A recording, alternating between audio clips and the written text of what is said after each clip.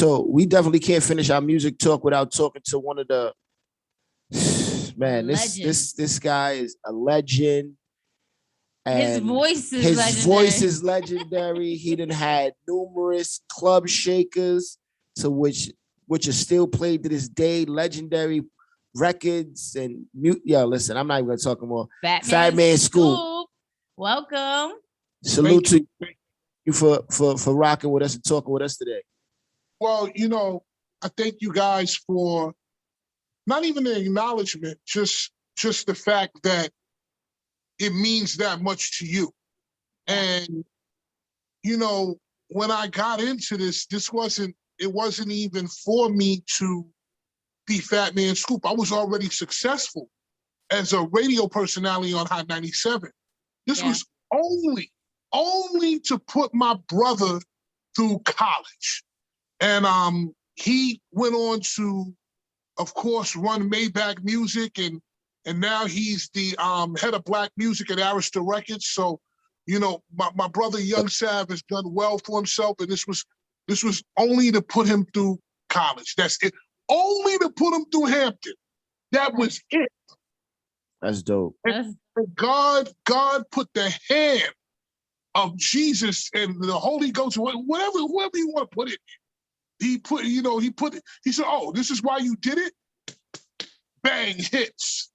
And I was in the right place at the right time. You know, I'll tell you this. Everybody looks at how people are successful. Yeah. And it isn't like you're just dropped into it. There's certain things that happen within your life that are precursors to you getting there. So I have a friend that's in the trucking business, and she makes like $1 million, $2 million a month. She started off in a company called JB Hunt Trucking. And she was working in the office, and the office led to this, and she understood the terminology. And the next thing, she landed in her own business. That was the same way for me. I started out as an intern. I did record promotion. I ran Tommy Boy Records. Then I went to Hot 97. And then with the record promotion experience and the radio experience on top of that, and the relationships, when I told, you know, because you, LP and Trey, you guys know, record promoters have to come to you and get their records played. Absolutely. So you start to develop a rapport and a relationship with those people. Oh, when y'all get married, and you know, as a good record promoter, I'm gonna listen to you tell me the day you're getting married, and I'm either gonna show up with a gift or I'm gonna do something, because we're in the business of relationships. So I had known everybody's wife and everybody's secretary and everybody's this and everybody's that. So, and they know you because they talk to you. So when I said, listen, I'm doing this to put Kendall through college, everybody said, what? Send me the record. And then when I sent them the record, the first record was Hands Up. Bing, bing, bing, bing. Where my niggas is at? Hands up. Now put your hands up. That record used to shut the tunnel down. Man, like, you know, like, I didn't even know what the fuck I was doing when I did it. You know what I'm saying? And when I remember Cosmic Kev and DJ Law and DJ Drake from Richmond and Pup Dog from Boston, all these people getting the record back, and Reggie B is from Boston, and people getting the record back and say, this? And your brother going to school? Don't worry about it. And it was just out of there. You know what? Like, you know what? Being somebody that used to be in the clubs a lot, in that time period, it was what was missing. You understand what I'm saying? Like, we had the Jay-Z records, we had the big records, we had the Mobb Deep, but all of those records were strict rap records, and you know, you bought life the party. You literally bought the circle of like the battles, and you brought that back to clubs. Yeah. You took standing off the wall. You took people off the wall. And that's what makes it so legendary, is because your time was your time and yours only. Yeah. You understand what I'm saying? The competition wasn't any. Well, So it was, but it wasn't. It couldn't measure up. I'll look at it this way. I'll tell you like what I think. Again, I was groomed for this. So I'm from Harlem, New York. In the lineage of party rockers, 3 of the biggest party rockers ever are from the little town of Harlem. Absolutely. Hollywood, who you know, DJ Hollywood was DJing in the clubs before hip hop even began. You know what I'm saying? So, you know, he doesn't get credited with that, but I credit him with that. I still love Herc and I still believe in the lineage and the timeline and everything, but I got to give Hollywood his flowers. And so he's my great grandfather. And then my grandfather would be Dougie Fresh. Okay, I learned everything I knew because I used to rap. I used to be an artist. So I used to rap. Okay. And we were because we were from Harlem, we were in the Dougie Fresh farm team. And my mentor day to day was DJ Chill Will, which was like his bodyguard. I mean, not his bodyguard, what I'm talking about, it's DJ. So Chill Will and Barry B and Dougie Fresh were the Get Fresh crew. And then, you know, then comes me.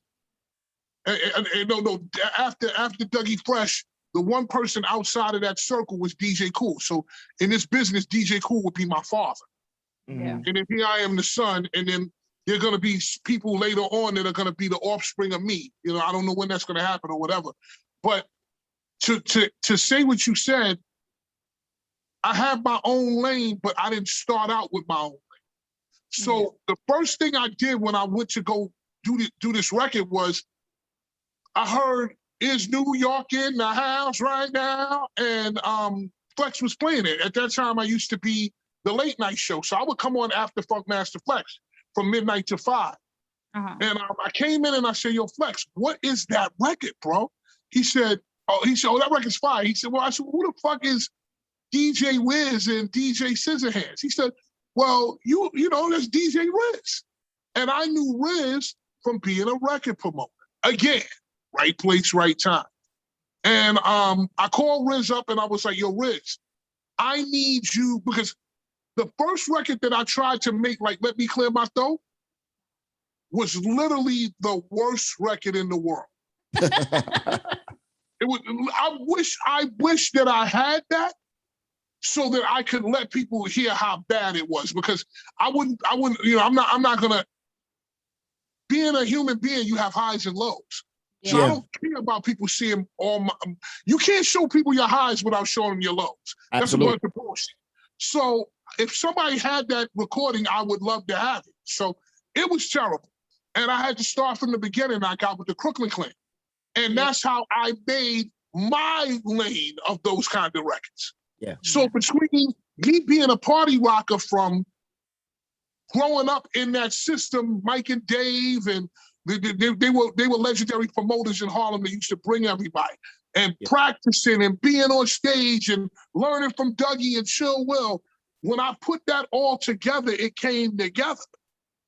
And it gave you Hands Up. Yeah. And that was like, when I put that record out, that shit was booming in the streets. So I used to judge how a record would go by putting the vinyl out, because back in the days, we didn't have MP3, so you had no understanding.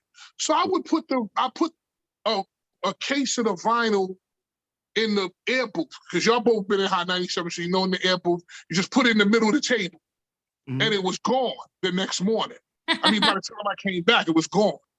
Yeah, and I put out another one, and it was gone the next day, and I put out another one, and it was gone the next day. I remember. And I said, okay, this is moving. I remember getting it from Rock and Soul, and it was like them shits was moving. Because you got to remember what had just come out. Like it had the same sample from Jay-Z's record. So it was just like, oh, and it was just like, damn. It had that, and it was like that shit went. And you know, remember, if you know anything about Rock and Soul, you know that those bootleg records was kept underneath the table because you couldn't show it. Because you couldn't show it. So when she pointed you in that direction, if you wasn't there fast enough, them shit was gone. And it's like, but you gotta. It's like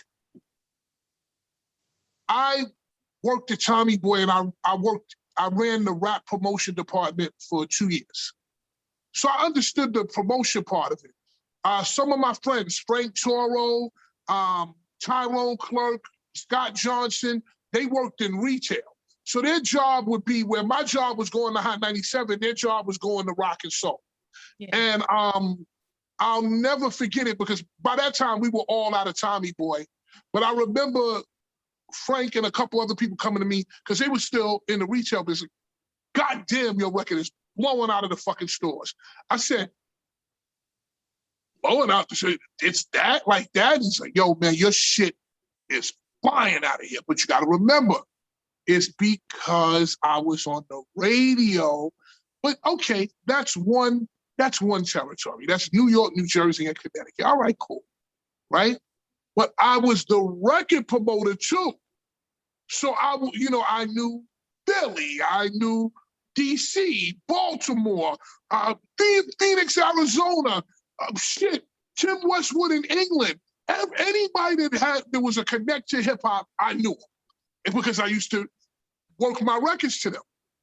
So it wasn't just because back then Rock and Soul used to send out records too. They used to, you would pay for them and they would fucking send them to you and shit. Yeah. And so it was booming everywhere, man. Back then we used to be able to sell those records for like 30,000. So I know if I sold those records for 20,000, 30,000 between me and the Crooklyn Clan, we were getting, they made at least $100,000, $200,000 off those records. Absolutely. And that's just, Rock and Soul is just one place. That's not even the fucking distributors. That's not the rack job. That's just one place. And then what was, I don't know if you remember it, there was a record store in the Bronx, near the Cross Bronx Expressway. I forget the name of it, man, but them motherfuckers used to blow out of the records. So I was just right place, right time, man. And that's how it is a lot of the time. Well, at this point in time, you deserve, like, you've been deserved your flowers. Yeah. You know what I'm saying? For what your stamp in hip hop is and was. And you know what I'm saying? So I will definitely be the first to give you those. Yeah. You know what I'm saying? Congratulations. Thank you very much for what you did to hip hop. Yeah. I have a question though.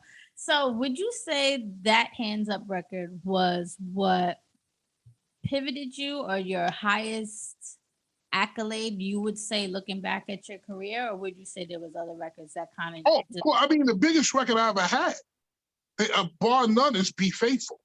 Yeah. And again, Mobb Deep and The Woo and all these people were making like tough songs.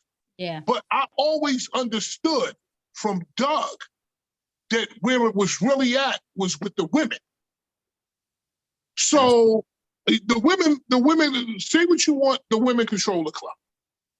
Okay? Right. That's why they get let in free. Yep.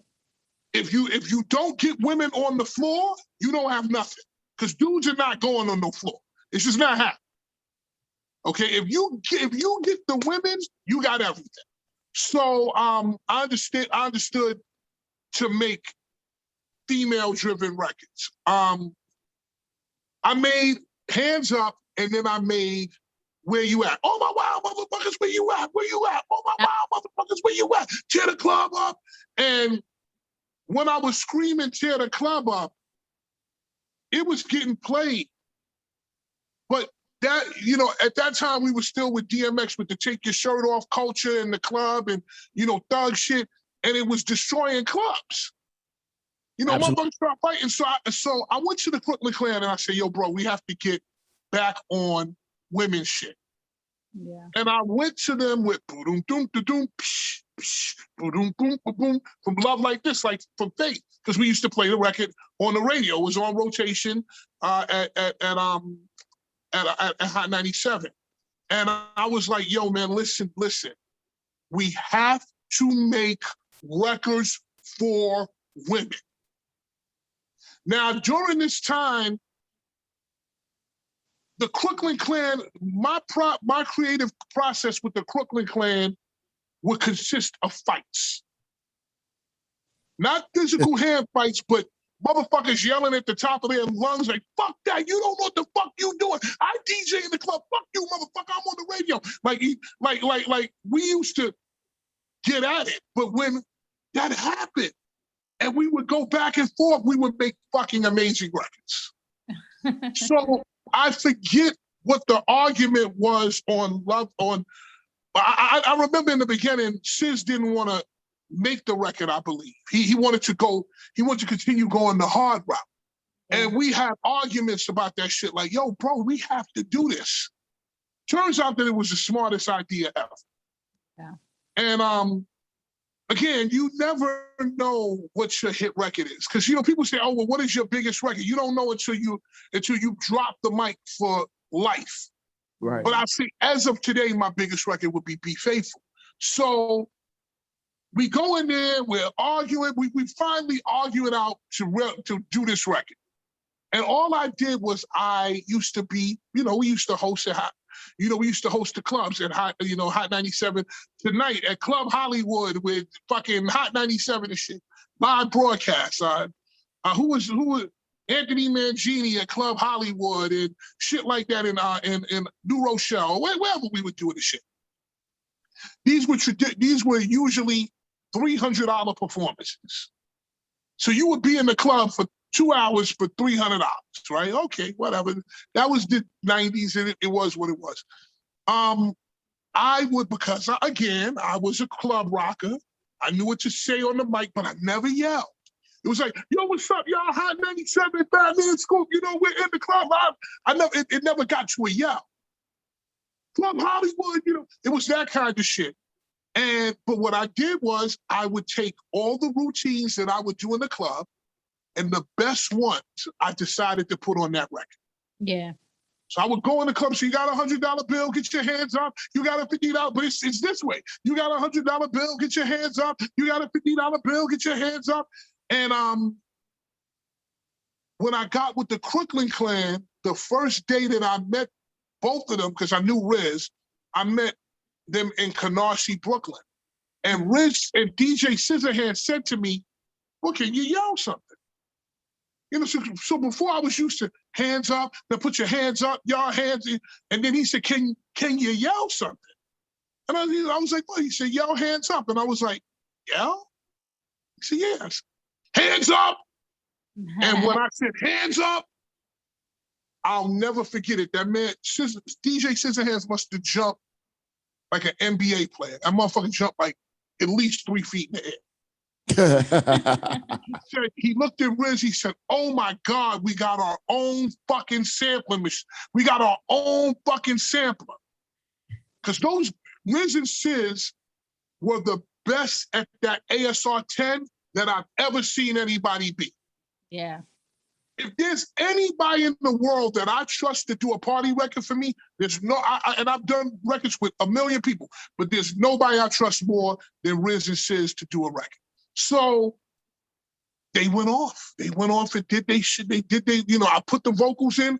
We did it. We went to a studio in like fucking Long Island and the dude fucked up the mix. So if you listen to Hands Up, that song is low. Yeah. That song is mad low. Like they fucked up the mix and everything, but it didn't matter. The record started booming. And then, of course, my biggest record, Be Faithful, I was laying on the carpet, writing down shit. You got a $100 bill, get your hands up. Single ladies, make noise. All the chicken heads, be quiet.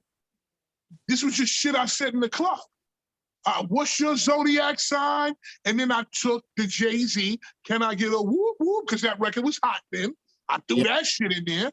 Then it was Engine, number 9. And that was Riz and Sis. So they were like, yo, man, let's put that shit in there.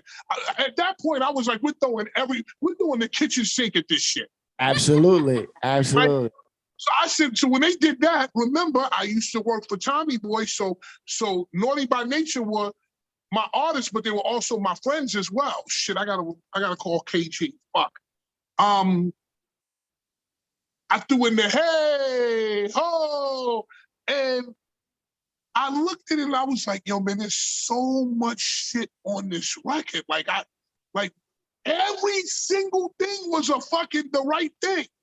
Yeah. Again, we didn't know. So we thought it was good, but then I got my soul crushed because I took it to Puff. Oh. The sample. So because it's love like this, I had a little thing where I was so powerful at Hot 97 because I was on the radio and it was the only station at the time. I did what the fuck I wanted to do. Yeah. Because nobody was telling me what I'm going to do and what I'm not going to do. So, but I still was courteous. I was like, let me go. I'm not clearing no records, but let me go tell the person I'm going to use it. I'm never going to hear no, because if you tell me no, that means I could potentially tell Flex. Or I could potentially tell Tracy Cloherty. You don't want those kind of problems. At all. You just don't want them. So I went to Puff and at that time it was Dat Machine. And I put the love line, I put the Be Faithful in you. And Puff was, back then Puff had he had a desk that was all like glass. Like it was like fucking diamonds. It was like supposed to be glass, and it was a fucking big piece of glass over it. And back then it wasn't smartphones, it was a fucking two-way. Yeah. Mm-hmm. And I put it in and I sat in the chair and I said, yo, Puff, I'm gonna do this record. I did the Busta Rhymes, I did the DMX, now I wanna do your record. And I said, I'm coming here as a courtesy. I said, all right, motherfucker, play the record. So I'm playing the record. This nigga's eating food and fucking on his two-way and shit. Is absolutely not ignoring me. Now, keep in mind, Puff is the reason I'm even in the business. Because Puff, I was going to sign to Puff as a rapper. And Puff, I didn't want to do it. And then I said, yo, Puff, well, what do I do? He said, you should do something called record promotion. So he's the reason I'm even in this shit. So he's yo, fuck it, yeah. So he's like, imagine the dude just going, yeah. Yo, nigga, what the fuck? Get that shit played in Tokyo. Like just whatever it was to fuck me off. I got up and I'll never forget, I walked out the Bad Boy building on Fifth Avenue, or, in between the block. And I was walking to my car, and I just felt like this wasn't shit. Like we had really, we don't know what the fuck we're doing. Anyway, I told the Clan, I said, we're not gonna put this record out, it's not good enough. And by that time, I didn't know that they had already pressed the record. Like they had already come with chest presses. So they came with chest presses, and of course, the acetate, Flex always got the first thing because he was the man. So he got the acetate. All right, cool. So that's done. He's playing it. He liked the shit. He's like, yo, this shit's hot. So we get the test presses. So I put the test presses in I get for some reason it came in a box of 100 this time. I don't know why, but usually it's like 50 or 40 or whatever. I put the box in there and I left it, I went home. I came back, the box was gone. Not even the records, the whole fucking box was gone. Usually niggas would take the records out and leave them, the box was gone, everything was gone. So I said, hold on. So I went back and I went to Aviator. I said, give me another box of 100. I put it there at 12 midnight. I came back at 12 midnight. The other 100 was gone. Wow. I said, wait up, hold on. That's how I used to judge it. Okay, it took this amount of days for the whole shit to go away. This shit was gone. Every day the 100 was gone. I said, oh shit. I went back and got another 100 the third day. I put this shit there, that shit was gone. I said, something's with this record.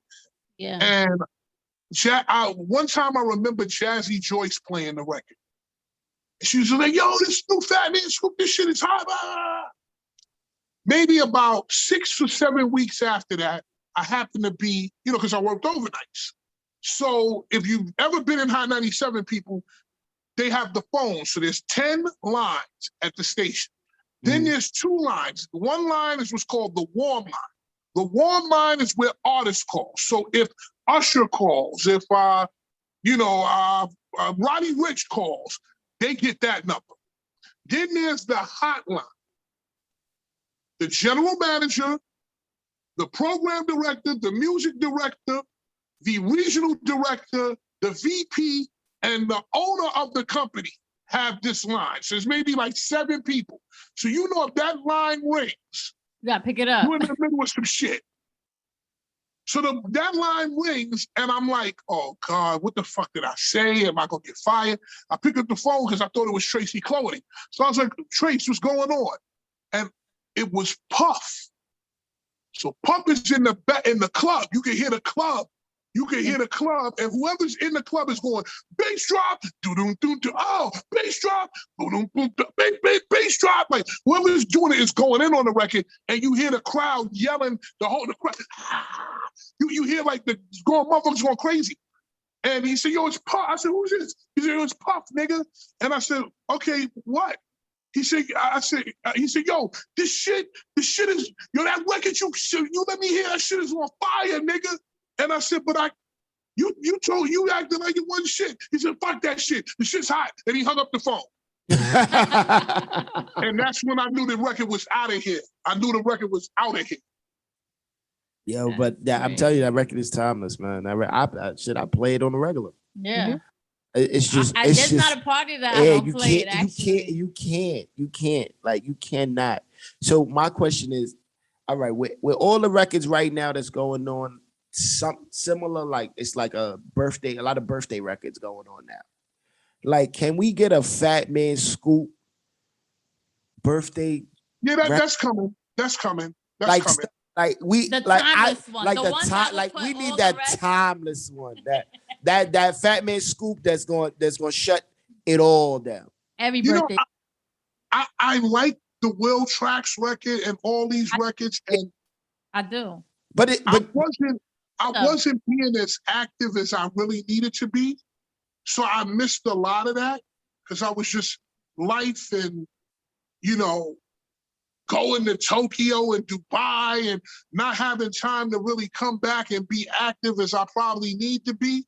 But I got 30 birthday chants. Elle, can you just do me a favor and just, after this, just DM me and say birthday record. And I'm gonna go and go get my vocals and do it. But at the same time, I feel like someone has done that so well. Am I encroaching on their territory by doing that? But then at the same time, my life has been based on stealing people's shit and having shit stolen from me. So, I mean, that's the game. I mean, I've stolen people's records and made them better. And then motherfuckers have taken my vocals and stole my shit and put it out. It's just the way that my career as a recording artist has been built. So I don't know, maybe so, fuck. The reason why I say that is because I know you bring originality to the table, no matter what it is. Like, whether you say you stole somebody's record, it's still Fatman Scoop. It's the energy. So when you put a Fatman Scoop record out, it don't matter whose other record it was. To be honest with you, the Faith record that you used, nobody really plays the Faith record anymore like that. No. You know what I'm saying? When it comes down to it, it's not a knock. The Faith record is dope. I still like it. It gets the older ladies moving and shaking when you play it early in the set. Yeah. But when you put the Fatman Scoop version on, now we got a different party. We're in a different element of the night. So like I said, with the birthday records, to me, what they lack is the originality. Like, they all sound the same. You understand what I'm saying? No matter who does it, they just all sound the same. The Will Trax one, to me, the Will Trax and Smooth Ski one is the original. But then once you get down to everything else sounds. Can you do me a favor? Because Elle has my information. Send me all those records, because I'd like to hear them so I could feel out what direction I need to go that would be different. I was on the phone with Ghostface Killer yesterday, and Ghost said that to me. I was trying to think of who it was I was talking to. Ghost was like, yo, bro, that's your shit. Yeah. He was like, that ain't even her shit. That's your shit now. Because, and I love Faith. I do shows. I've done shows with Faith, and I would go on tour with Faith in a second and do that. Like, because there is no love, like there is no Be Faithful without Faith Evans. Absolutely. That's why I named the record Be Faithful. I named it Be Faithful because there's no song without Faith. Right. Absolutely. So that was that. But there are certain records that are so transformative that record gets left behind. Yeah. Hands Up was a huge record, but it wasn't so transformative that it left Buster behind. Yeah. Now, if you go in the club, people will play Buster's record and they'll play my record. Yes. One into another, yeah. Right, they'll play one into another, and and put my hands in, where my niggas is at? Like y'all will mix it in or whatever, or y'all might play it with Peter Guns and Lord Tariq, like however you do it. It's part of that conversation of those three records. But Be Faithful, people rarely play Love Like This behind or before Be Faithful. It's just, niggas in Paris, if then they're marrying at the mall, then you deserve to have it all. Bass drop, like, it has nothing to do with the Faith Evans conversation. That I am blessed for. That I have told her, thank you very much, for making that record, because I would have never did it. I never spoke to Faith about it. I only spoke to Puff about it. So we had a conversation a couple of years ago. And she was like, I didn't even know what the fuck you were doing. I said, well, someone be honest with you, I ain't know you, I went to Puff. Mm-hmm. But she was like, thank the Lord you made it, because that kept my shit going. So she still didn't want that. So when Faith does Love Like This, she do my shit. Yeah. Blessed. Right. See, and that's like the Love on Top remix. Like, nobody even know, people know, but nobody plays the original Love on Top. Yeah. You understand what I'm saying? It's once you play Love on Top, you gotta play that remix. Mm-hmm. So it's just like you said, it's like Real Love. Nobody play Real Love. Yep. Nobody plays that shit. They play the remix. and I feel like once you make a song, and if you make a song and then somebody remix, like this is what I pattern my remixes by. If I'm doing a remix to a song, it has to top the original. It cannot balance out the original. It has to go above it. So if it doesn't go above it, I can't do it, because it's pointless to do it. You know what I'm saying? Like nobody's gonna play. If they're gonna play the original more than they're gonna play your remix, then it makes no sense for you to put the remix out. Yeah. Mm-hmm. I didn't know what the fuck I was doing. When I was making those records, I wasn't saying I'm gonna do better than this. In my mind, I was saying I'm gonna give the DJs, because remember Trey, back then niggas didn't talk on the mic the way they do now. So I was just saying to myself, I'm not making the record better. I'm just making it for the niggas who don't talk, that they can live. Yeah. Because half of everything that I've done has been now because of Flex and Camilo and Khaled and people who talk on the mic. You cannot not go in the club and talk on the mic. Yeah. All that shit talking with your hands, that shit is over. You have to talk on the mic. But remember, I was making these records in the no talk time. So that's the reason I did it. I didn't do it to kind of top people. I did it to add something that DJs, that don't talk, they could, they could fuck with. We appreciate that. Like you You definitely did. I want to give a clear understanding to the people what Fat Man means. It's not per se that DJs did not speak. They introduced themselves and said where they're from, or they didn't talk as much as we do now. But they said crowd participation, Betty.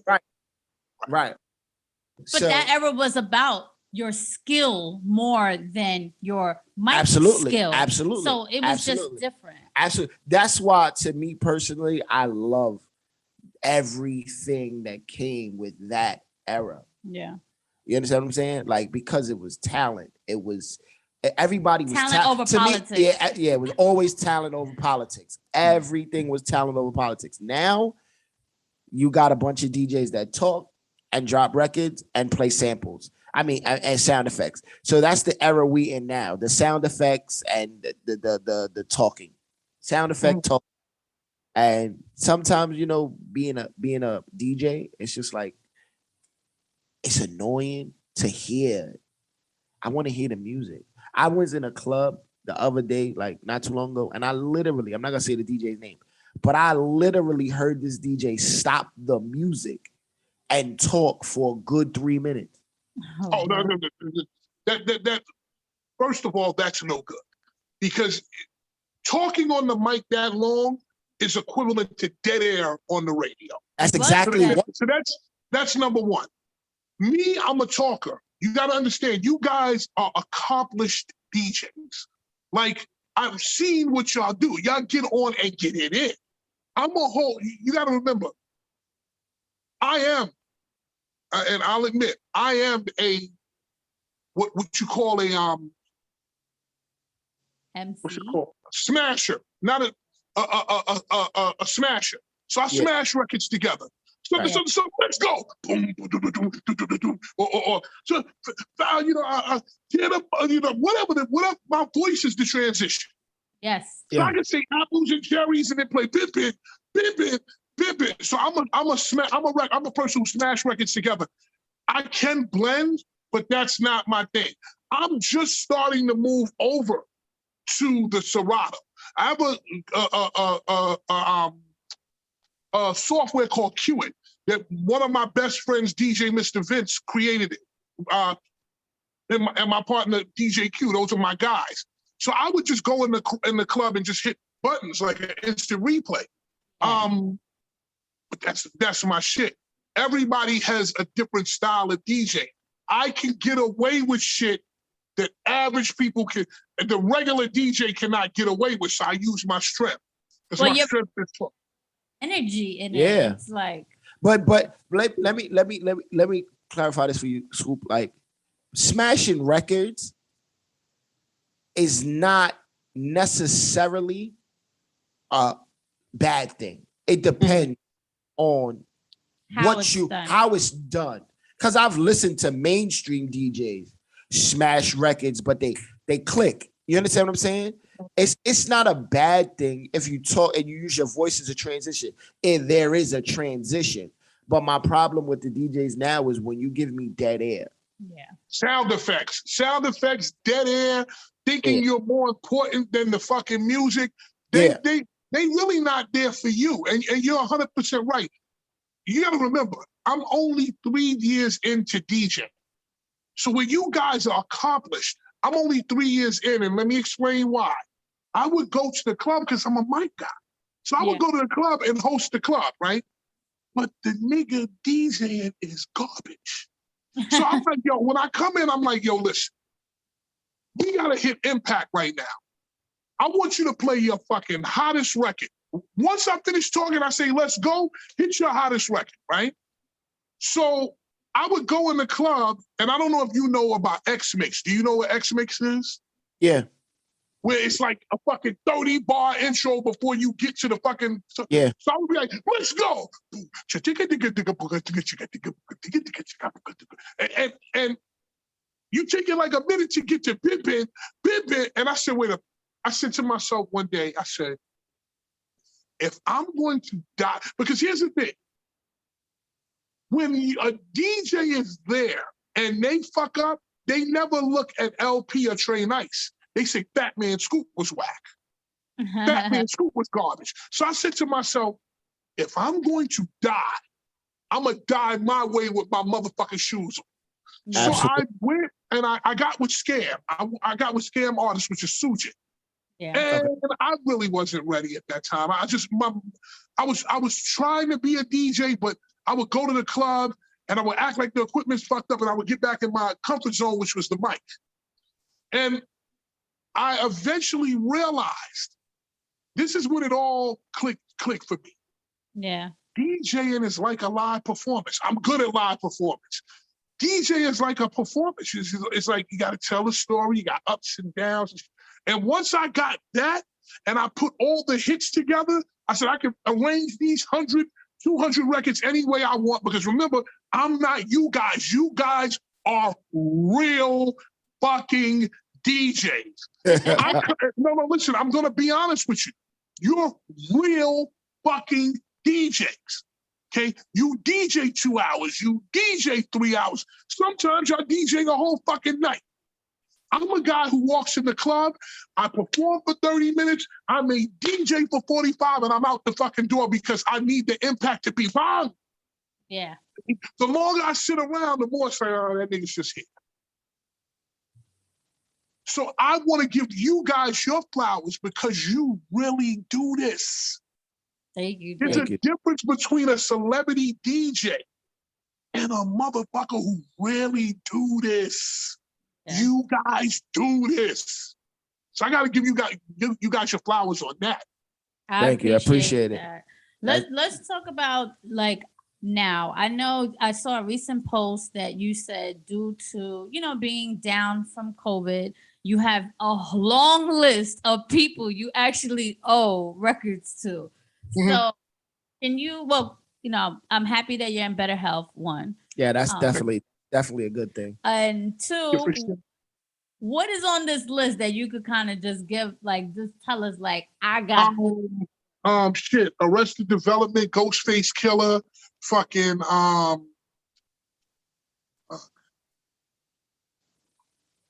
shit, I would have to go get the paper. Just a bunch of EDM features because I'm big in the EDM space and the bam, bam, bam, bam, bam, bam.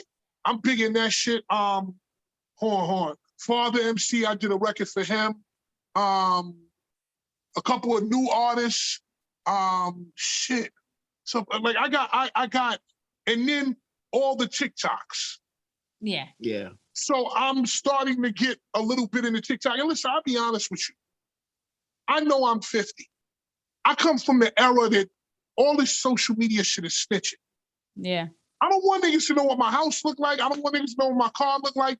I'm not that kind of dude, man. I've had a $1.5 million house, 5 cars, and niggas didn't know the difference. When niggas would come to my house and yo, nigga, you living like this from saying handsome? Yeah, nigga, but I don't need to let you see it. So, but I'm understanding what I have to do, and TikTok is made for me because it's dance centric. So, just taking the nah, show them what they came to your timeline for, or whatever. Shit, the Twerkulator, I did a Twerkulator remix. I'm waiting for quality control to give me the feedback on that shit. I just did a record for Snoop, Say It With Your Booty. I got to shoot the video for that. There's like 1,000 records that I'm just working on. As you're singing it, it's coming to my head. And I just heard the new track you have with Lil Mo and T-Pain, Shining Star. Shout out to him. I forgot that, Shining Star. So Lil Mo asked me to do that record, right? That record, she asked me to do that record April 4th. Now, April 2nd and 3rd, I start getting hit with the COVID. So now I'm in my house coughing. I was like, fuck. So as I'm starting to cough, I'm like, yo, man, do I have the COVID? Because this, because I had COVID first. I was one of the first people to have COVID in 2019 in December because I was in China. So I brought this shit from China. Oh, damn. Yeah, I brought this shit from China. So I'm coughing, whatever. I'm like, and Mo is asking me for this record. Little do I know, because I don't understand blood oxygen, I don't understand any of these concepts yet, because I hadn't had pneumonia in 20 years. I'm getting pneumonia. I'm getting COVID pneumonia. Oh. So I'm holding Mo off. I'm like, yo, Mo, I can't do it today. I'm like, yo, Mo, hold on, I'll do this. And so it's about a week that goes on.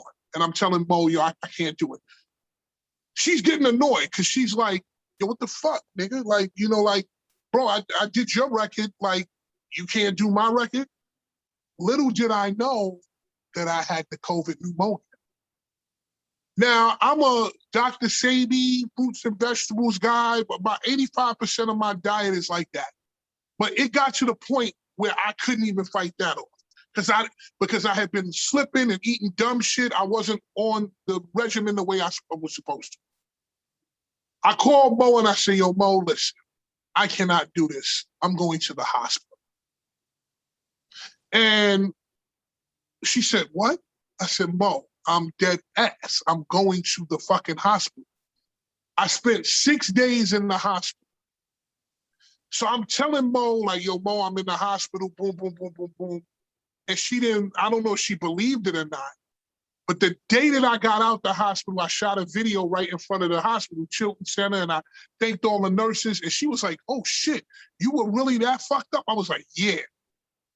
Took me about another 3 weeks because I couldn't breathe. Took me another couple weeks. At the same time, once I did that, COVID fucks with your body. Yeah. If something's wrong with you, COVID attacks your respiratory, then it fucks with the other things. So the niggas who made this shit, the niggas who made it, these niggas were dope. They was on point with this shit.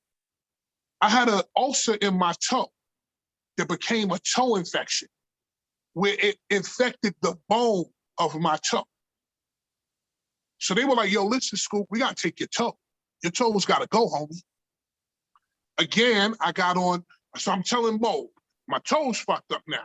So she not believing it until we get out the whole process. And she's like, fuck, I can't, because I went on Instagram Live and I told the story of everything that happened. She saw it and she was like, fuck, I didn't, it was that. I said, yeah.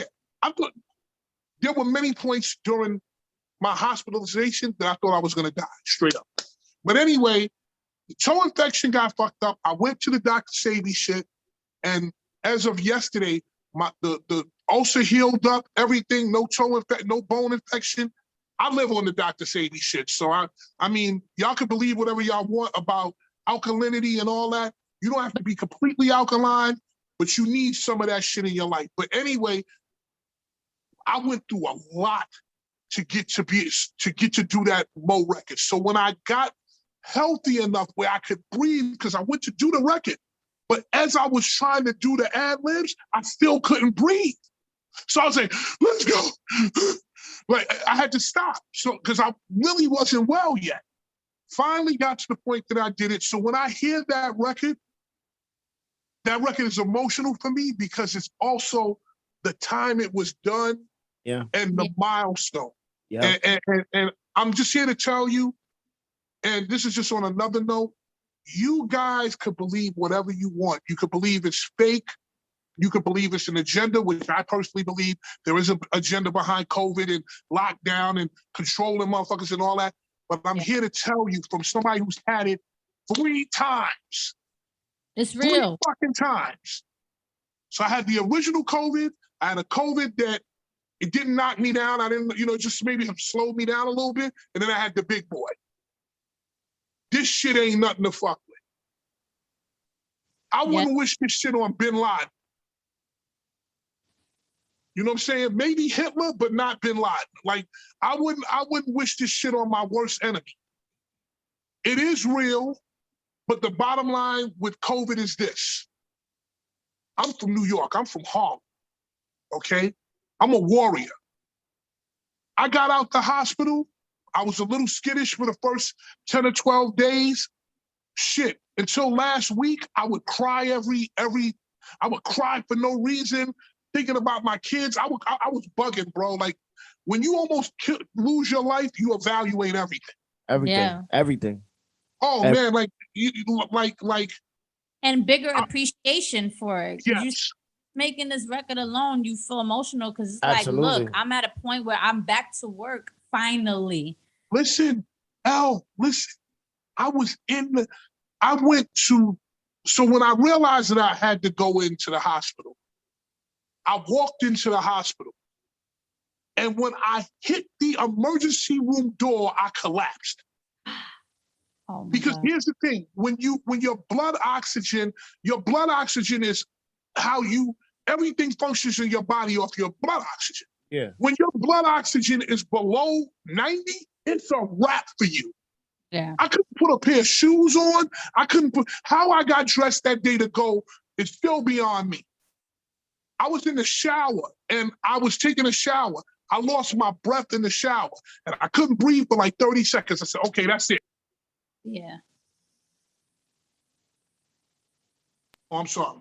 I gotta go. Get there and I collapse. I collapsed at the fucking door of the emergency room.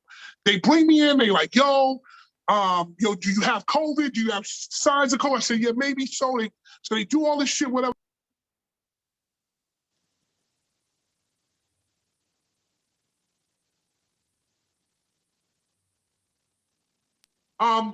Somebody keep calling me. I'm in, can you hear? Yes, Yeah. We here. I'm in the emergency room, so they do all this shit to me, check me and all that. I'm in the emergency room, and I'm just like, I'm not dying. I'm not fucking dying. I keep telling myself that shit. I'm not fucking dying. So there's a Puerto Rican woman outside with her grandmother, and she's bugging. So she called the nurse. Nurse come in and say, yo, what the fuck are you in here doing? I said, listen, I'm telling myself I'm not dying. Because here's the thing, when you have COVID, or when you have something that where it's life or death, what happens here is going to be the determining factor. Yeah. Absolutely. So I'm like, yo, man, I'm not dying. So they took me and they put me in the MRI machine. They're like, we got to find out what the fuck's wrong with you. You either got a blood clot in your lung or you got COVID. So I'm saying, I'm not dying. I get back, they're like, listen, good news is you don't have a blood clot in your lung. Bad news, you got fucking COVID pneumonia. And serious COVID pneumonia. They take me upstairs. I can't move. So they taking me, anybody who's ever worked in the hospital, I used to work in the hospital transporting patients. When they take your sheet and they move you over like that, when you can't move, you fucked up. Yeah. Yeah. First night I'm in there, my blood oxygen is so low, I can't even lift my hand to get the remote to turn the light on. Wow. So I'm laying in the bed like this. It's completely dark. I'm thinking about every woman I dated, every woman I had sex with, every relationship I was involved with, my kids, my family, my mother, my father, all my business partners, everything. And that shit, because my thing is, I'm about getting the bag. I don't give a fuck. You can send me to fucking Iraq. You can send me to Saudi Arabia. I don't give a fuck where you send me. I've been in the worst conditions to do shows. I don't give a fuck because I'm about getting the bag. But I learned something in that moment. Your family is all you have. So the two of you right there, you are all you have. Because when it gets really, really fucking bad, she's gonna be there for you. Yeah, Absolutely. if you take DJing and everything away, it's just that. That's the only thing you have left, family. See, and that's what, like I have a lot of family. You know, I was affected by the whole COVID situation early on. You know, me and my son, my infant son. So what happened with that is, you know, it was difficult. We didn't get the respiratory situation and all that, but it was hard to move. It was a lot difficult. For being a person at my age, I've never gotten the flu. You know what I'm saying? I've never been sick like that until. So I automatically knew what it was. You know what I'm saying? We went to the doctor. The doctor was like, oh, he got the flu, you got the flu. You know, I was like, all right, cool. But I've never had the flu. And the flu, to me, once COVID hit, there was no such thing as the flu. Yeah. So it was like, so being the fact that I already went through it, so I had family tell me, you know, when the vaccinations came out, I'm like, all right, cool. We don't know too much about this vaccination shit, but I'm gonna get whatever's going to protect me, my family. Right. And it's something that I have to do for my family because at the end of the day, I know my profession. Yeah. And if this is going to some way, somehow protect me, I don't care if it's a 10% chance, you know what I'm saying? Whatever the percentage is that my family is gonna be good, I'm all about it. You understand what I'm saying? I want to say this to you. Vaccination is every man's personal decision. Yeah. I will say this one thing because I'm not here to say do it, don't do it. It's what every man has to deal with when they lay down with their wife, with your wife. You guys gotta make that decision. The one thing I implore anyone who is listening to this or watching this to do is fix your fucking eating. Now, this is coming from a fat guy, so I got you. I got you. It's coming from somebody who's professionally fat. I am Fatman Scoop. I got that. But listen, I eat dumb shit, but the majority of my food intake is fruits and vegetables.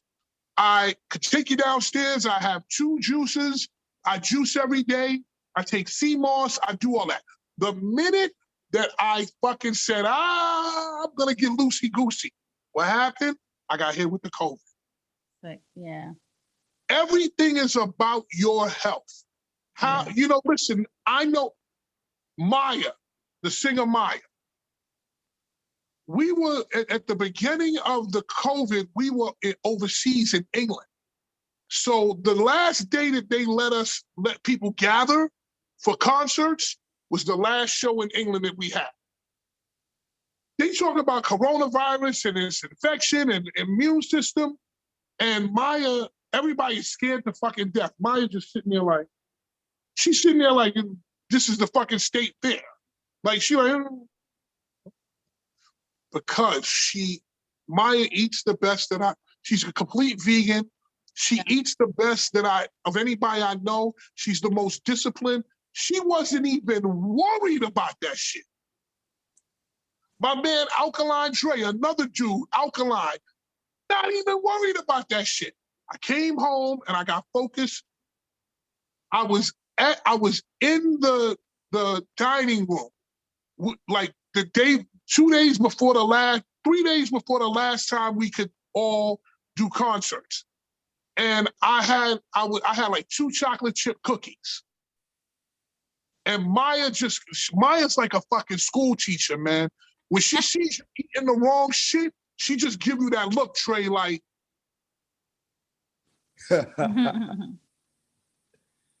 So she looked at me. I had the 2 fucking cookies on my plate. She looked at me like, because we had talks about, she knew I was alkaline. She knew I do that. And she looked at me like, you fucking know better. And I literally dropped the fucking cookies and I went to the juice machine. I carried this on for March through the next March. And then the March through the next February, I lost 55 pounds. Nice. But in February, I said, fuck it, it's over, don't worry about it. And I got loosey-goosey. That's what I caught this shit. So it's just, I cannot expect you guys to eat the best in the world, but try to add some natural fruits and vegetables to your shit. That's it. Like help your body work. That's it. Yeah, definitely. Because COVID is real, and you need to do whatever you need to do to take care of yourself, protect yourself, and build your immunity. Yeah, it's a lot of people that we personally know that passed away from this, and it's messed up. You know what I'm saying? And to me personally, I don't know the health conditions or whatever the case may be or what they were eating, but just to know they're not here no more is just messed up. Yeah. Yo, listen, I know we all from New York, so I personally know 70 people from Harlem that gone. Yeah. 70 is 2 busloads of niggas. Okay, that's number one. Fred the Godson broke me. Yeah. Fred was my nigga. Like, Fred was my nigga. Like, I love Fred. Like, that was my dude.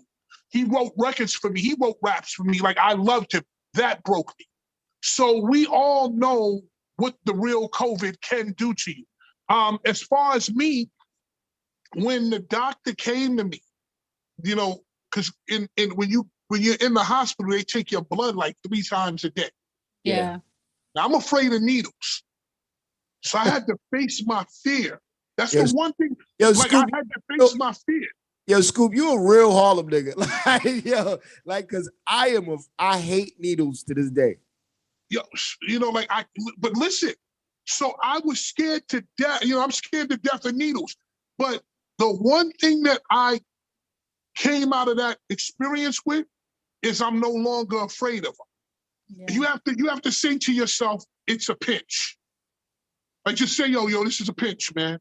And a guy who's afraid of needles having to get blood taken 3 times a day on top of insulin shots for diabetes that I wasn't taking. Like, I was taking at least 10 needles a day. But eventually, when you get to a point where you have to face your fear and take it on, you can beat it. Absolutely. Mind over matter. Yeah, so, that was that. But my doctor came to me, they were like, listen, we see the 2019 COVID in your blood. See that? There was another COVID in your blood. See that? And then the one you just got recently.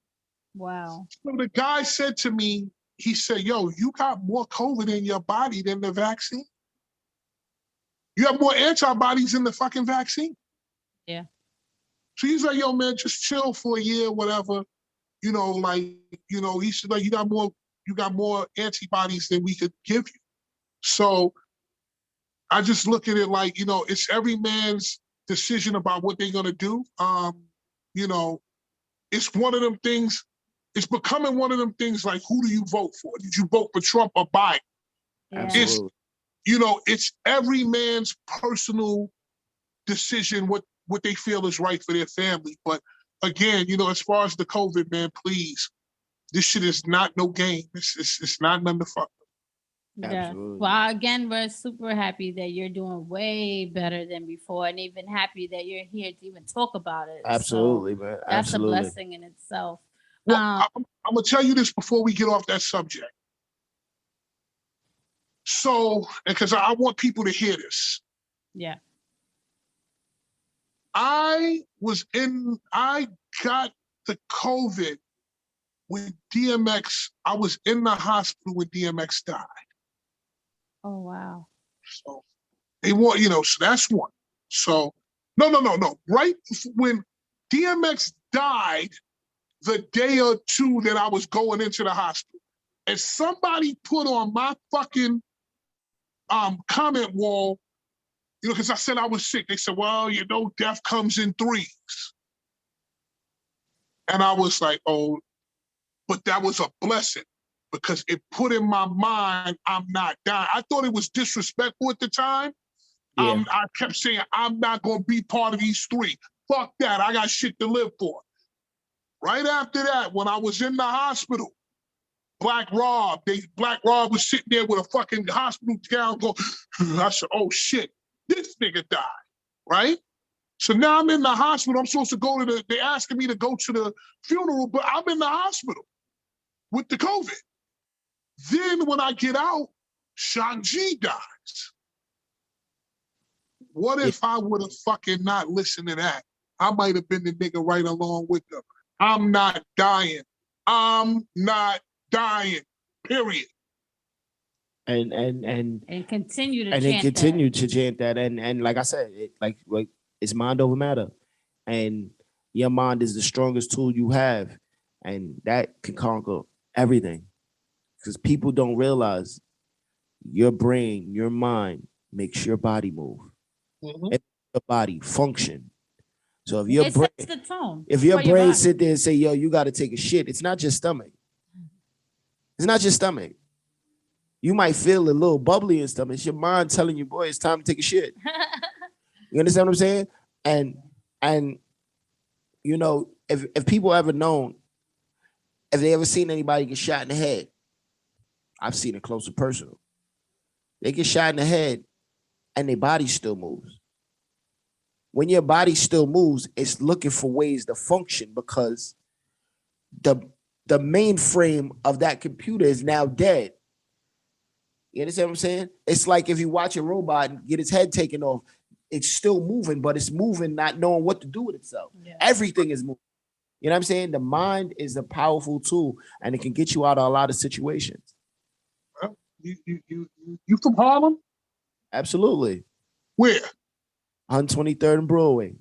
Okay, over there near Grant on that side. Absolutely. Hattonville, all that shit. Uh-huh.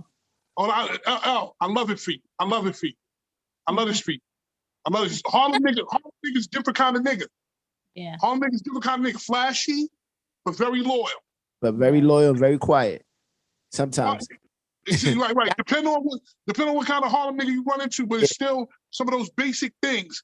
You know, flashy, confident nigga, gonna tell you the truth, usually loyal. And that's what you were saying about the house, about the, people not knowing. I tell her that all the time. I don't like people to know where I live at because I'm a Harlem nigga. I know how niggas think. They want to see that. They want to see, that's what he driving? Oh, he got this amount of money. I don't get on Instagram and put up stacks and do all this stuff. For what? Well, I don't there's two kinds of Harlem niggas. There's Harlem niggas that's flashy and that do that. There's Harlem niggas like us that get low. We already know what it is. We have the confidence to know. When the minute that you put your shit up there, you're now putting a magnifying glass and a flashlight on you. Yo, my nigga, I don't need you to know I drive a Bentley. I'm just gonna drive the fucking Bentley, my nigga.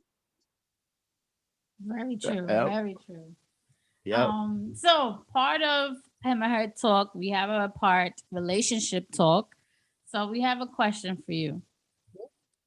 You want to ask him a question? Or you want me to ask him? It doesn't matter to me. So, knowing what you know now, what relationship advice would you give your younger self?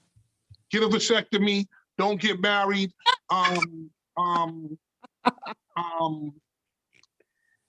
And I used to say this, and my daughter's downstairs.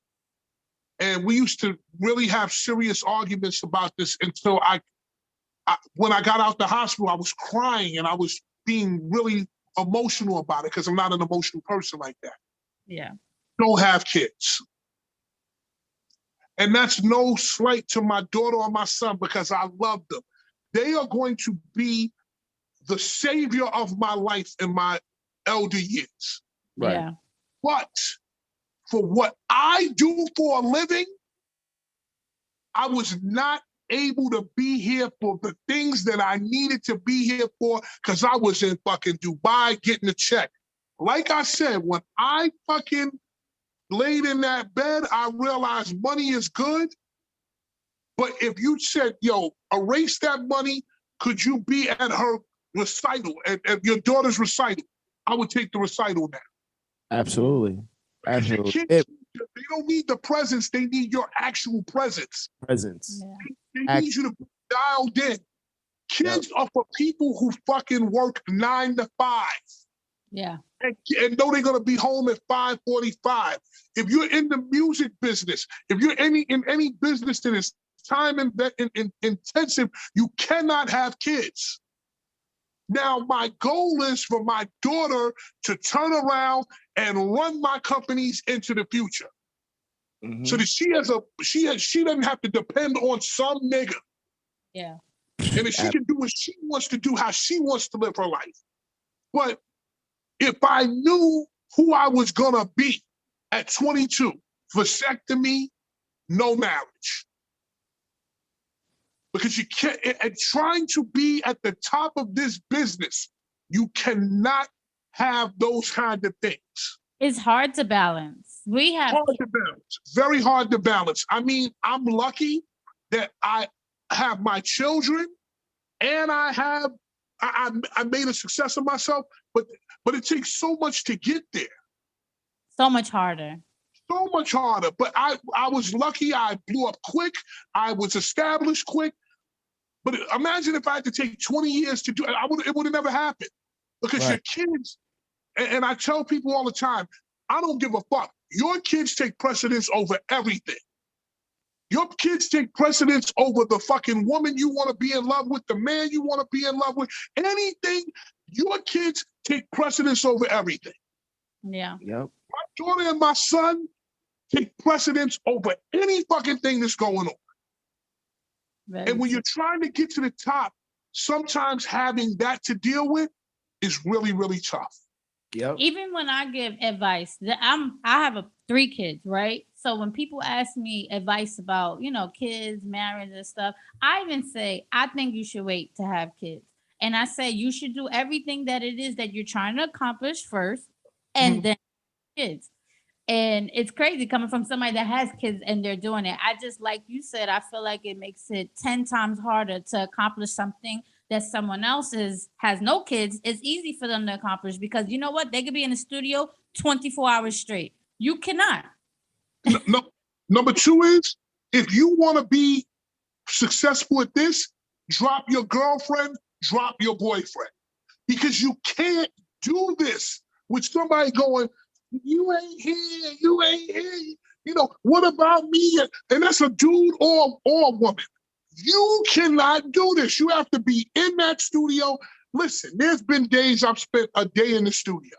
Yeah. I just so happen to have people that were able to give me, what my deal was, you stay at home, you do your shit. And let me do what I need. Let me do my shit. What, you need the car? What kind of car you want? You want a Mercedes-Benz? There you go. You want the house? There you go. Let you do that and let me do this. And I'm here to tell you, for any woman that is a fucking housewife, if you think that that's a walk through the park, you are highly fucking mistaken about women who stay at home and take care of your kids. Taking care of your fucking kids, sir, or whatever, is the hardest fucking job there is. Fuck nuclear scientists. This is real fucking work, raising and molding a family. Some people think, the bitch laid on her back, it's all good. If a woman is really at home, taking care of your kids, molding them, forming them, making sure they're good, soccer games, all that shit. There's no other job that is more important than that shit. That like every woman that really wants to do that legitimately should have a man that is going to take care of them and let them do that shit. Absolutely. Yeah. See, but what puts us in a different space, I would say, is because we do the same job. Mm-hmm. So being the fact that we do the same job, we know. And being the fact that I've been in it longer, I know a little bit more to where I can sit back and be like, yo, listen, X, Y, and Z is this and X, Y, and Z is that. So you gotta be careful with this and you gotta be careful with that. You know what I'm saying? I don't want to be the guy that's always in the club mean mugging. I want to party. You know what I'm saying? But in hindsight, I also have to be the guy to protect my situation. And I don't say it as being the tough guy role, but at the end of the day, this is mine. Mm-hmm. However she need to be successful to get there, we're gonna get there. So I'm gonna make sure that she get there no matter what. You understand what I'm saying? If I have to sacrifice bits and pieces of my success or my career, you understand what I'm saying? To make sure the kids is good, to make sure, you know what I mean, the house is good. I don't mind that. You know what I'm saying? And it's vice versa. I mean, it's a constant compromise. Yeah, and that's why I said it's a vice. That's why I said it's a vice versa. So at the end of the day, to me, that just makes it a little bit more unique in this situation. Mm-hmm. So I will say this to both of you, and I'm gonna just go over it lightly. And at some point, I would rather the two of you call me, and I'll say what I really want to say. Right. But I'll say this: you guys are in the same line of work. Okay? Don't ever let there become competition between the two of you. It's number one. Don't you ever let anyone come into your mix and say, L, you fine, you bad, you could be more than that. You don't need Trey. And Trey, don't you ever but you a Harlem nigga, so I know your whole shit, your makeup is different. Don't let somebody say, ah, man, fuck that guy and do your thing.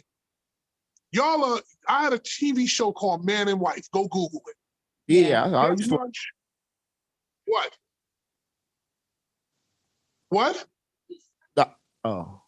No, I didn't start a traveling show on TikTok. I'm doing an interview. I'll talk to you as soon as I'm finished, right, Munch? Okay, just give me a second. Don't ever let another entity, whether that is a manager, a friend, a homie, whatever, come in and say, you don't need her or she don't need you. Don't you ever do that in your life. Because I'm telling you right now,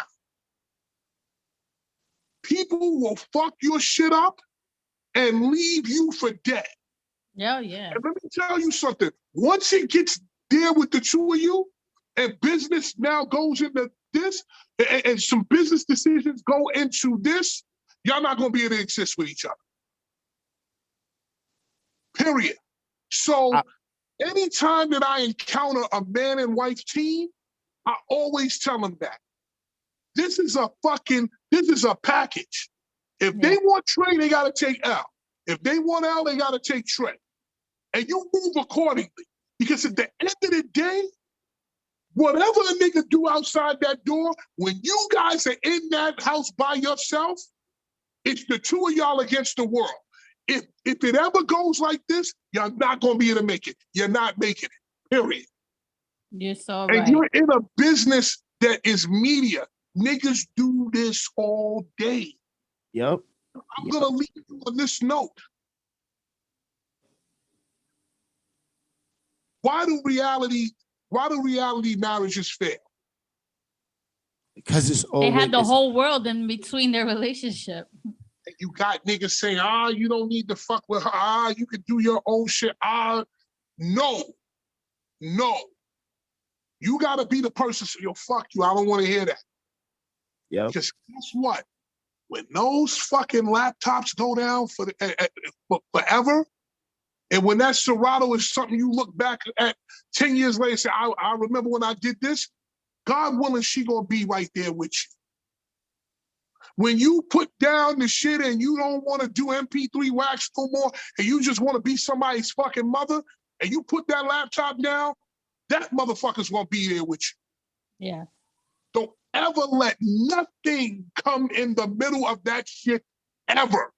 And trust me, y'all are in the business where niggas do that, and then they go to fucking 96th Street and fucking do their pottery class. Do not let it. Yep. Yes. Yep. That's the first thing. That. That's the first thing when everybody sits back and hears, oh, you know, y'all DJ. Oh, so who's better? Who's better? They always who's better? Try to say who's the better DJ? Oh, you told her, listen, nah, we good. Yeah. Well, I think it's even different than that. It's not about who's better. Here's what it is. Who's more marketable? So that's where they come at you. Oh, yo, you dark-skinned nigga, Harlem nigga. We can't market that. But, oh, she's beautiful. She's pretty. Boom, boom, boom, boom. We're going to take her. Yep. Nah. And L, you got to be able to say, listen, I came to the dance with this nigga. I'm leaving the dance with this nigga. Yes.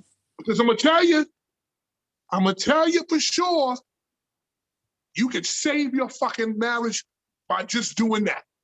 Yeah. Don't ever fucking leave the dance with the nigga that you didn't come with. And this is important shit. This is important shit because you guys are in the same business. If it becomes competition, if it becomes you go your way and your whole shit was founded on what y'all doing right now. Yeah. Yeah. You think this is new? Let me fucking put you up on something. Google man and wife. I know what the fuck I'm talking about here. Google it. You see me in the bed with my ex-wife. Google it. The shit was on MTV. Nah, I used to watch it.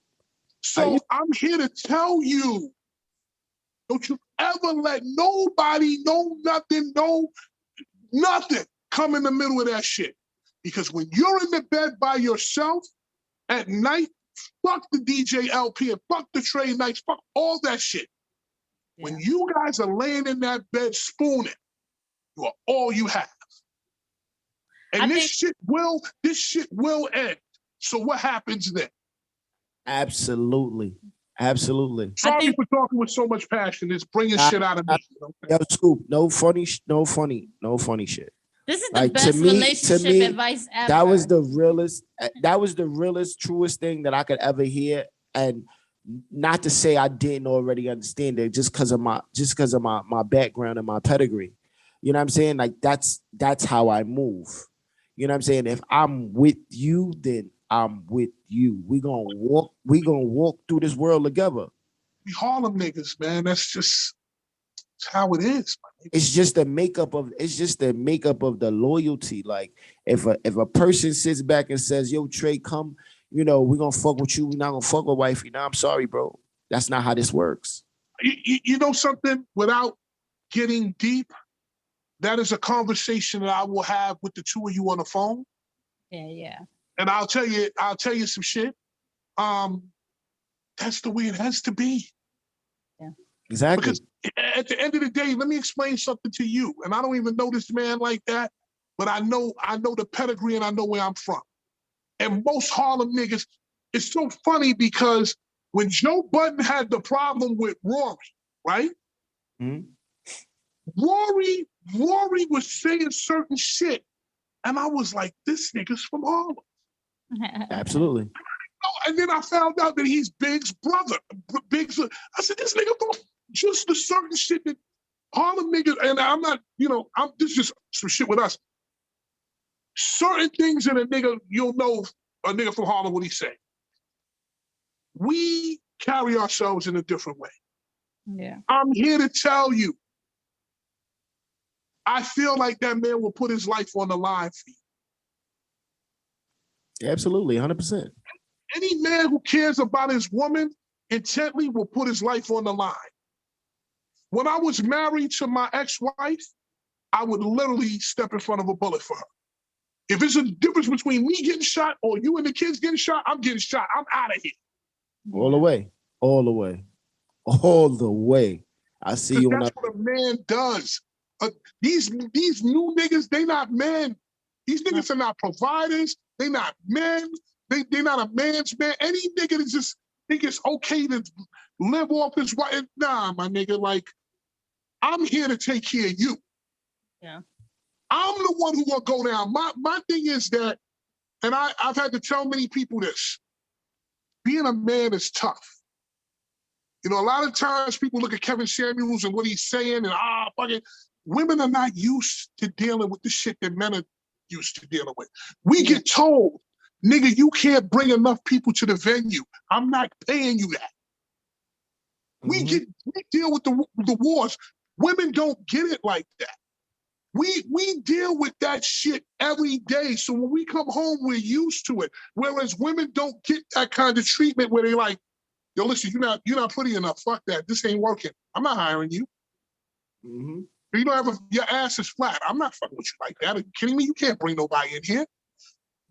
I'd rather be the person that puts that on my shoulder and deal with it and move accordingly and work than have my woman have to worry about that. My ex-wife said to me one time, she was like, after we broke up, she was like, I don't even know the price of anything. I don't know how much the fucking electric bill was. I couldn't tell you how much the fucking T-Mobile bill was. I couldn't tell you what fucking the Sunoco bill is. You know why? Because it ain't your fucking real man's man. It ain't your problem to know about that. Yeah. My problem is to make sure you're good. That's it. And that's, at the end of the day, that's all you guys have. I commend you, and men that are like you, it's very rare. And I feel like more women should be educated on this is how you're supposed to be treated.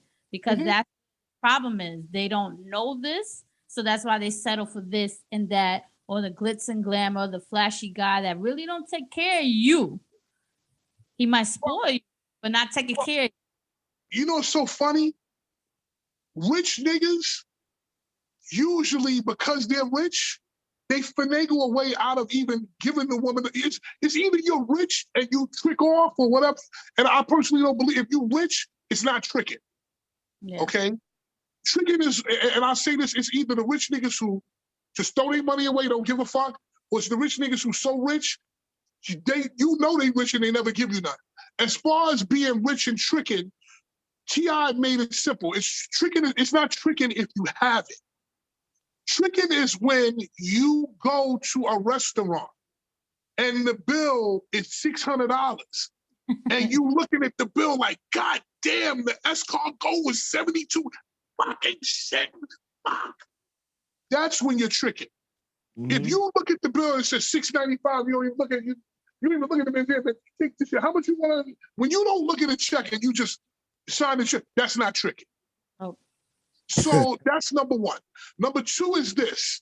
I personally believe that any man that lays down with a woman should be able to help them in some respect.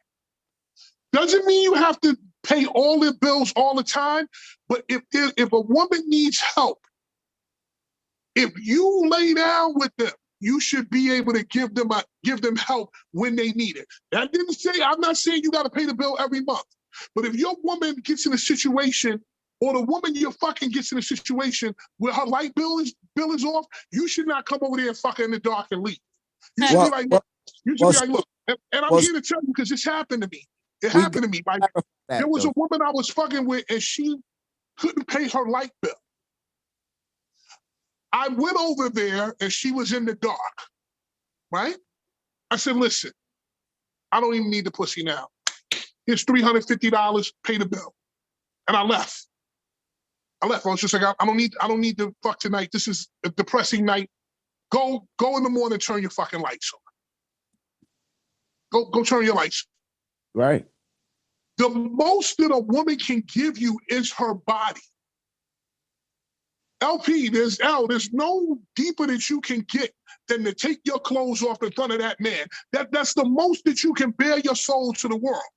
So if you can do that for me, then there's gotta be a time that I should be able to come to your assistance. Now, if you haven't given up no ass, then we're on an even thing. Like, don't come to me with that shit. Playing field. No, but Scoop, we gotta clarify this. Like, see, this is where most women get it fucked up. If I'm only fucking you and you only fucking me, then it's only right that I help you with something. But if you fucking me, him and him, I'm not putting your lights on so you can be fucking another nigga in the light. In the light. Okay. Hold on. Now let's re-clarify the clarification. That doesn't mean that I'm supposed to be your savior. Now, guess what? You can fuck other people, but my thing is this: I'm talking for me. Right. That doesn't mean that I take care of your life. Now, if I know you're fucking other people, I'll still pay your bill. Because guess what? I'm still getting pussy. Like, at the end of the day, every time I'm not paying for pussy, you always pay for it. You're paying for it in one way or another. The ring, the dinner, the fucking, whatever the clothes. You're still paying for it no matter what. So let's just get down to the bottom of that. Even if you're fucking this dude, and this dude, I'll pay. But there's a difference between paying and fucking saving. Yeah. So I'll pay you. Look, I fuck you 6 times. Like, yeah, like you like shit. You took off your clothes in front of me 6 times, and like take the $300. Right. Yeah. And you can fuck whoever else. Like I don't care about that. I just feel like if you have given your body to me, you're basically giving me your soul. Yeah. Now, if you're fucking 10 other people, that doesn't mean I come and save you every time. But when you turn the lights on, right? When you turn the lights on, I'm sorry, is that a savior? No. Now, if she randomly said, all right, I need $300 for the lights, but they're not off, does that clarify as you saving somebody? Because no. But that's a savior moment, because now every woman comes to you with some fucking kind of story. And the story starts with, I don't really want to talk about it, but you really want to talk about it. Yeah. So, oh, I could this. Listen, I've been through the wars. I know how it all lines up. Just tell me what it is. Tell me what the number is. Okay, give me the number and let's see if I can work with that number. If that number is too much for me, I'm gonna tell you it's too much for me. But if it's not, I'm gonna say, okay, boom. Well, you need $300 today. There you go. Now, where I have a problem is if you come to me and you haven't given up no ass, you can't make those requests. Yeah. And you have one time to make that kind of request. The second time you come to me, it's not getting honored. Because the first thing I'm gonna say to you is, well, what is this? But here's the thing. If a woman takes off her clothes for me and lays down with me, how can I fucking let her die? Right. And guess what? She probably might have a bunch of other niggas. That is the determination between me and those niggas. And you can believe this. When one dude does this and the other dudes do this, you're going to start seeing the men from the boys. Because the best way a woman can judge anything, women judge niggas in two critical times. I'm going to tell you, when they need help and when they get pregnant. How does a nigga move when you get pregnant? Do they go, you're fine? Because most times black people like, this shit.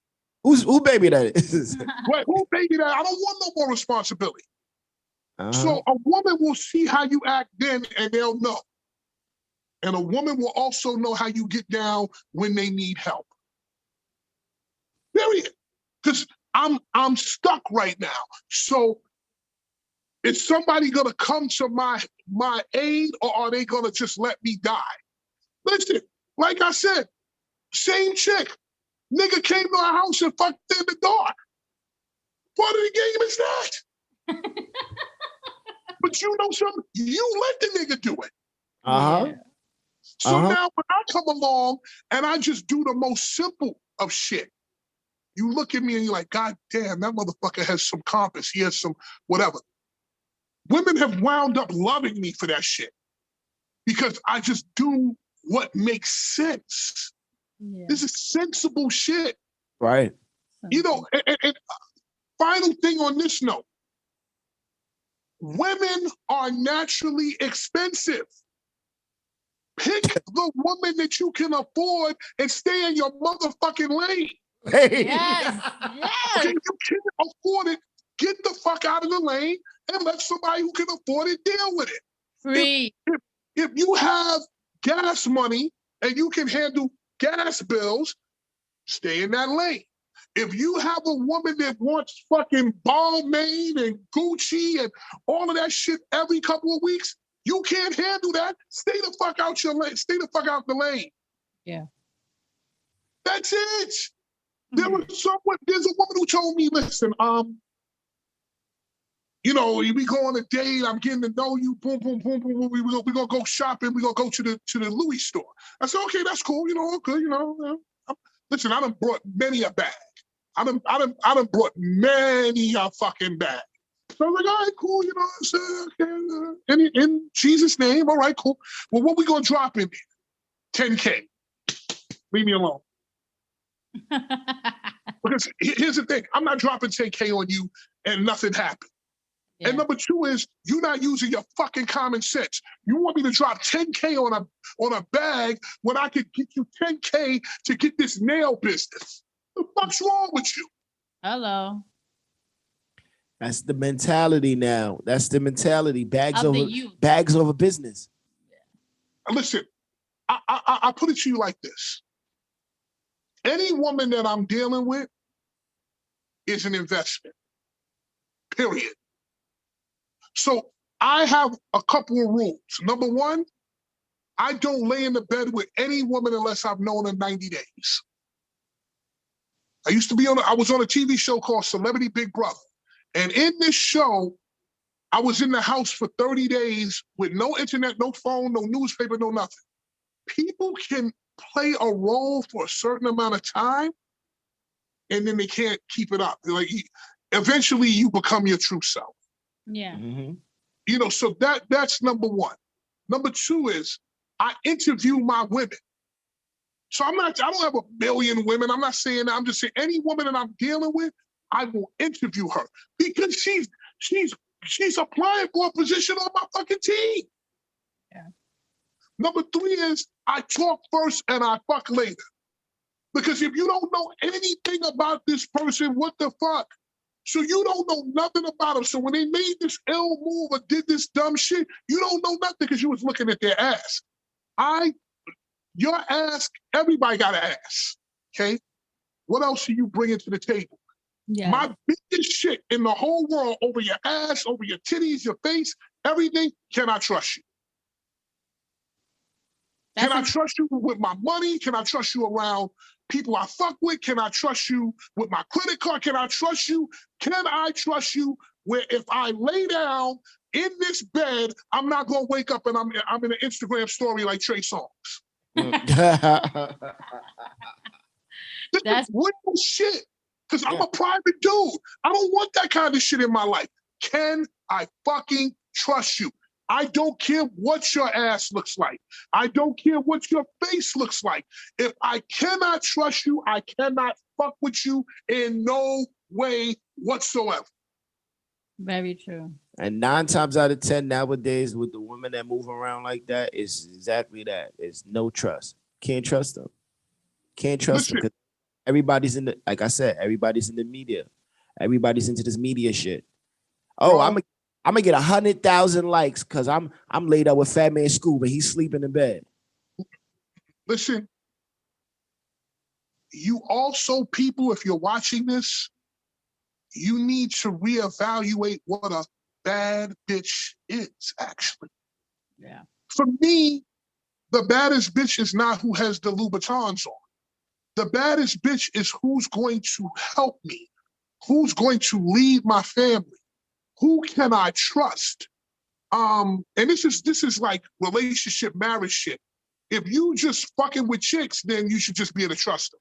But if you're there's bad chicks for certain situations. If you're just fucking with a chick, you should just at the least be able to trust them and know that your privacy and your money are protected. If you're looking for a wife, a bad bitch is not the one who can wear a tube dress. It's who can lead your fucking family. Who do you trust to have your children? That's a bad bitch. Yes. Well, I appreciate that. That's the best relationship talk we've ever had on the show, and the realest relationship talk we've ever had on the show. Yo, Scoop, I ain't even from gonna a lie. wise man. I ain't even gonna lie. I'm about to call up my people at Hip Hop Weekly and tell them, yo, listen, I need another block. Don't worry about this. We got Scoop on there, and Scoop is talking his shit. We're already gonna get that. Scoop is in here talking his shit, and yo, listen. I appreciate you for just talking to us and dropping gems on us, because at the end of the day, we all need that in life sometimes. And sharing, you know what I'm saying, and sharing your stories, and hopefully a lot of other people besides us will be inspired and move accordingly to certain situations. But we got to play this game, Scoop. Yo, I mean, we got to play the game, Scoop. I only speak on shit because I went through it, and I don't want anybody else to go through it. I mean, listen, and that's what makes you who you are. Yeah, you understand what I'm saying? And people have to understand that. And at the end of the day, a lot of people do not like to allow people to help them. Mm-hmm. And a lot of people don't like to tell the truth. Exactly. Everything is not when you're up. Life is a series of ups and downs. You can't have the up unless you went down. You can't have the Mercedes Benz unless you were in the Jeep Wrangler. You can't have the Bentley unless you were in the fucking 30-year-old Acura Legend. Like it, I look at these niggas who's in private jets, and they making you think that this was all private jet. Y'all niggas wasn't in a private jet every day of your life. Yeah, I was just on JetBlue. Right. I want to see you the good and the bad, because the bad makes you say, this guy went from here to here. So that's where I'm at. That story you said about the second track you made, which didn't hit, but it inspired you to keep going and make Be faithful. Yeah, like the truth is, to me, the truth is testimony. And there's gonna be ups and downs in everything, in every aspect of your life, whether it be your career, your marriage, your parenting, anything, any and everything. There's ups and downs to it, and what a lot of people fail to realize is that they have to show these true colors sometimes. And I don't believe Instagram or social media like Yeah. everybody does. Oh, they got this. It's a way to get. It's a way they had to get to this point, and they're at that point in their life to where if this is what they want to show, then they can do that. But there's a backstory to it, and when you understand that backstory to it, a lot of things get. The reality sets in, and open, and things can change possibly, but until then, it just is what it is, and I just have to move how I move and be who I am. 100%. When I look at women's Instagram profiles, if I look at the picture, I automatically say, this picture, this woman is 60% of what this is, because this is best lighting, best makeup, best everything, stomach held in, everything. 55% of what this picture is what this woman actually is. Absolutely. It's all curated and capped. Yeah. Absolutely. Well, before we get out of here, there's one last thing I want to ask you. It's our we play with all of our guests. It is called Marry, Smash, or Pass. All right, let's go. Let's get it. Three lovely ladies in a hypothetical situation. I call it Earth 2. Yeah, on Earth 2. You were given these three ladies to pick. Who would you marry? Who would you smash? And who would you pass on? So, all right. Lady number one, I had to say Faith Evans. Number two. Okay. Because you got that new Lil Mo. Okay. Got Lil Mo. I love her. And the third person is A. Marie. All right. I'm a lover of BBWs. Okay. I love big women. I love a big woman now. right. So I gotta pass on all of it because they all too thin for me. Oh. Because I need a woman I can roll in the bed with. I need a woman I can fight with. I need a woman that I can actually go to war with. I'm gonna throw all of them down.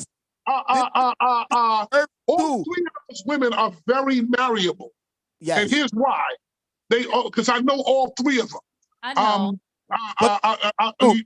If you don't get Faith in a space where she get crazy, she's amazing. Little Mo has always been like that mother and whatever, and A. Marie is just a fucking class act, period. So, okay. As far as smash, I can't smash anyone because I have to, I like big women. I'm sorry. Nah, yo, Scoop, this Earth 2. This is not what you used to. It's not. I can't even get myself in a zone to do it, sir. I need something like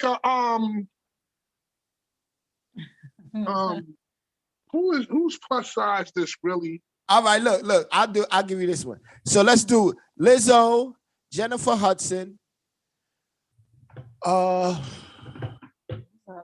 Shit. It's right there. Shit.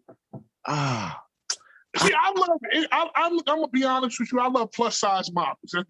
That's where my life. That's where my zone is at. Plus models. Damn. Yeah. Like fucking Tabria Majors and fucking like women who are in the plus size modeling space. I just love that shit. That's my shit. Like, I would beat Lizzo. I'd eat it. I'd eat it. I'd eat booty like groceries and everything. Jennifer Hudson, I marry because she's right across she's right in the pocket and actually very class act woman. Jasmine Sullivan. I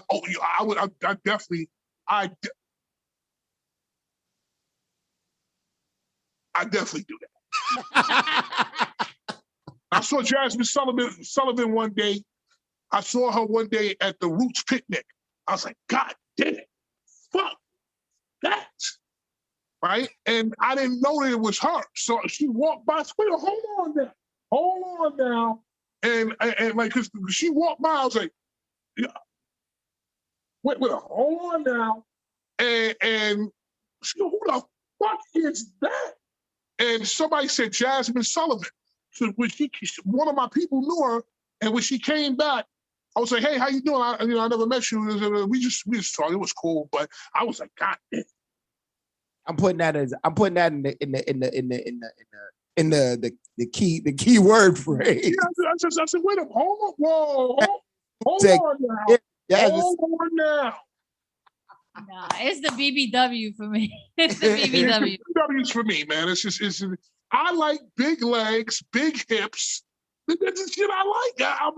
I can't make myself like something that I don't like. Like, like. I got you.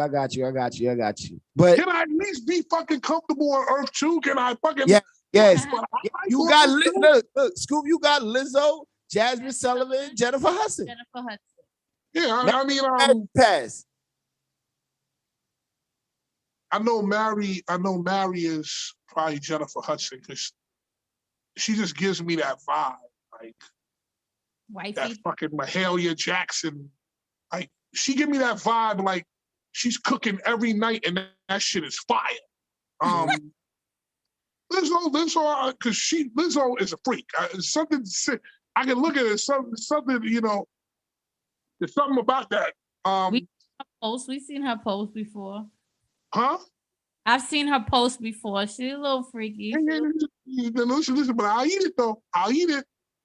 Like groceries, I eat it. As long as it's clean, I eat it. Jasmine Sullivan, I'm not passing on nobody. Nobody's getting passed on. I'm sorry. All right. I can accept that. I accept that. But we know who you're gonna marry. Yeah, because something says, I don't know what it is, but something. She's there for the long. I think I met Jennifer Hudson one time when she was fat. Something, she just gave me a real good vibe, like a real trustworthy vibe.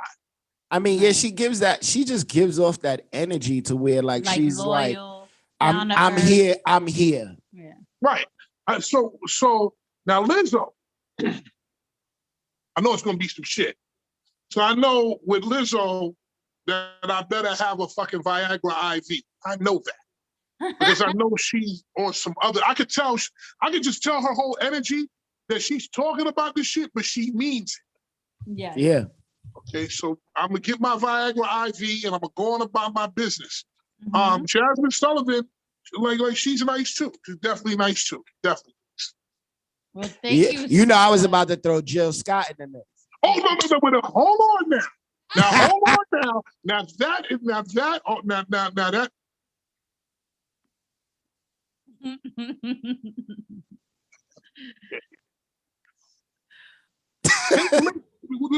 Lizzo out of there.